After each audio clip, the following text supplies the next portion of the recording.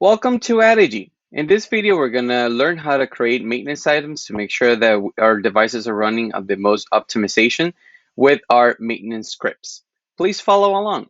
So you can always create your own script to be able to attach to a maintenance items, but in this case, I'm going to choose to copy one from the community. So in this case, I'm going to go into the community tab right here. I'm going to click scripts. From there, I'm going to search for some of the maintenance scripts already pre-built from the community and available for you to copy.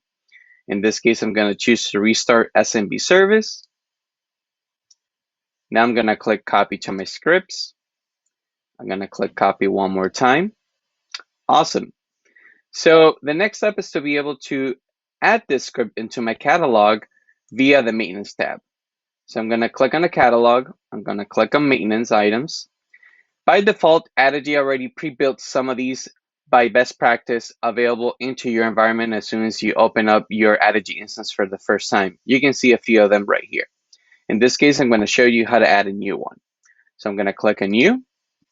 I'm going to name it Restart SMB Service. I'm going to do use save script. I'm going to copy my Restart SMB Service script that I have from the community and click add. From there, I'm going to go ahead and click on weekly. I'm going to choose the time that I want this maintenance items to be able to run on a frequency. So in this case, I'm going to choose Friday. I want this to run on 8 a.m. every Friday. And I want to make sure that this runs using the device local time zone. So that way, no matter where the device is, this maintenance item is going to run at that local time.